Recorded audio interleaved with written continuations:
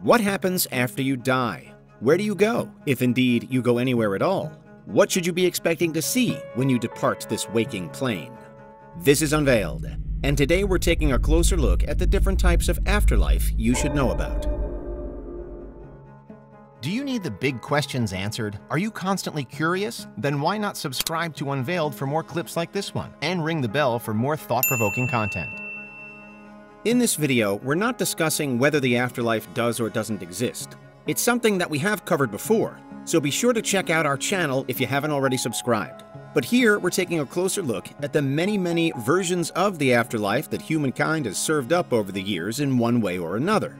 We'll first look at our cultural ever-afters, then those that are enshrined in legend, and finally, we'll analyze life after death from the scientific and technological point of view, discovering some cutting-edge innovation that experts claim really could preserve our souls forever.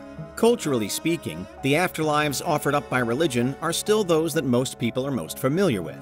Christianity, the most followed religion on earth, has the entwined concepts of heaven, hell, and purgatory, with the virtuous supposedly destined for eternal joy, and the wicked condemned to a fiery torment.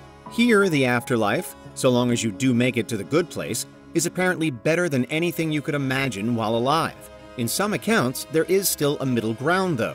Purgatory is a world suspended between heaven, hell, and earth itself, and a place for purification of the soul. Dante Alighieri's Divine Comedy vividly illustrates it in his depiction of Purgatorio as a realm where souls go to cleanse themselves. With Islam, the second most followed religion on the planet, there are again ideas on arriving at a paradise or descending into hell.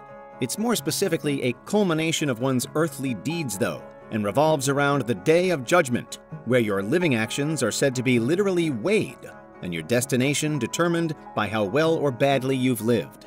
With many of the world's polytheistic religions, meaning they have more than one god, there's a different outlook. With Hinduism, there's reincarnation and moksha. The afterlife revolves around samsara, the cycle of birth, death, and rebirth, and is driven by the law of karma. In Bhagavad Gita, a sacred text, it's explained that we will attain another body. So, although we're usually unaware of it in the present, the afterlife is more like an extension of whatever came before. In one sense, it means that everyone alive right now is already experiencing the afterlife, and will likely already have lived many afterlives to get to this point. There is an even higher goal in mind, however, moksha, which is the liberation from this cycle of birth and rebirth. Here, there's a clear bridge between Hinduism and Buddhism. Buddhists also envision a continuous rhythm of rebirth governed by karma, journeying towards a liberation from suffering, as outlined in the Four Noble Truths. The ultimate goal here, though, is to reach nirvana, a similar state of freedom and enlightenment. The way to nirvana is paved in the Dhammapada, a collection of poetic teachings from the Buddha. For example, one mantra says that hate is not conquered by hate, but by love, and that this is a law eternal. Now, it's quite a jump from Buddhism to the afterlives of Old Norse, but if you were looking for something different, then welcome to Valhalla, a glittering hall in Asgard where fallen warriors are honored. Most of what we know about it comes from the Poetic Edda, a vast collection of anonymous poetry, and a written record of all the oral legends that were once passed down. Entry into Valhalla is quite an exclusive club, however. First, you have to have died heroically, and then you need to be chosen, with Norse heroes either ending up here or instead in Folkvangr, an alternative field for the slain. In Norse, if you didn't die a hero, then you're instead headed to hell, but descriptions differ as to exactly how bad this would be. In some tellings, hell is a dark and shivering place, slithering with snakes, and it's where all the worst people end up. However, in other depictions, it isn't quite so grim, with hell again being a vast hall for the dead, and in fact where most people end up. It doesn't quite have the glamour of Valhalla, but it is still possible to avoid eternal torment. As with most afterlives, your ultimate fate is determined by your actions on Earth. Finally, and to head a couple of thousand years further back in time, the mythology of ancient Egypt paints another different picture of what awaits us. For the Egyptians, you were headed to a place called Duat, another realm of the dead where a series of challenges and judgments await. Navigating Duat was no easy task, but if you were worthy, then it certainly was possible. And you could perhaps even hope to one day ascend to live alongside various gods. including Anubis, Horus, and Osiris, the undisputed Lord of the Dead. Similarly to some other systems, judgment played a crucial role, with the heart of the deceased being weighed against a feather. The heavier the heart, the more full of sin that person was said to be. However, if you were to fail this test, then you weren't sent to a bad place as in most other setups. Instead, you were more simply denied entry to Duat, expelled from the underworld, and effectively erased from existence. Any form of afterlife was totally taken away from you. Of course, with all of the above, there's a reliance on faith, on followers believing that their afterlife is the right one. But in the 20th and 21st centuries in particular, the shift towards science and empirical evidence has increasingly meant that faith might soon have nothing to do with it. First, the concept of digital immortality tantalizes modern technologists with the idea of preserving consciousness in a digital realm. Imagine a world where whole personalities, entire memories, and personal intellect are all encoded in algorithms, where the mind is mapped to the point that it can be reproduced again and again and again. For many, with the advent of everything from cloud computing to virtual reality, and with our ever-increasing understanding of DNA, genes, the human genome, and of how the brain works, this is where society is headed. Your life on file, ready to be picked out and loaded up whenever it's needed.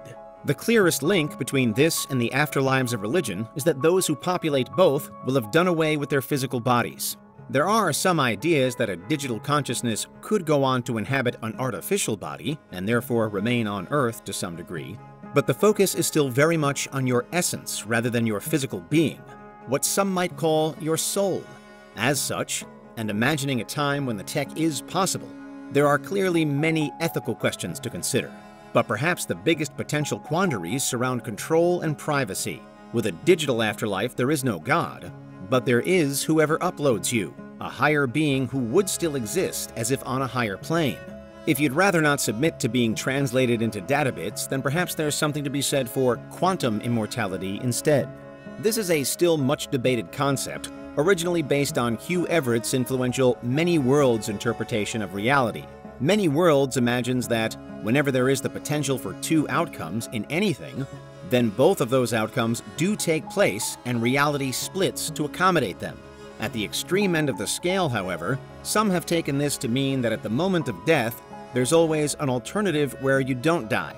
And so, in this way, at least one version of you is destined to live forever. Quantum immortality is widely held to be controversial to the point of absurdity, but there are some theories arguing that, more generally, we might exist in some kind of quantum state after we die. Here, the debate inevitably bleeds over into the mind-body problem, with those on either side attempting to decipher where consciousness ultimately resides. Is it a product of the brain, or is it separate? And does the brain in fact work more like a consciousness pylon, receiving and transmitting consciousness for so long as it's alive? If that second one is true, then there are mounting suggestions that we could all essentially become interdimensional beings in the afterlife. That because we'd no longer be confined to just one body on one planet in one galaxy and in one universe, we might suddenly find ourselves, or our energy, flooded with the unfiltered true potential of the cosmos. Any attempt to then predict what will happen next is almost impossible because the options are so vast. For now, the one thing that is certain is that we don't yet know what awaits us. From the vivid realms of religious traditions to the speculative frontiers of digital and quantum immortality, there are plenty of potentials to choose from, but all are based on either faith or as yet undiscovered scientific breakthroughs. While the mystery of death remains, those are the different types of afterlife you should know about. What do you think? Is there anything we missed? Let us know in the comments. Check out these other clips from Unveiled, and make sure you subscribe and ring the bell for our latest content.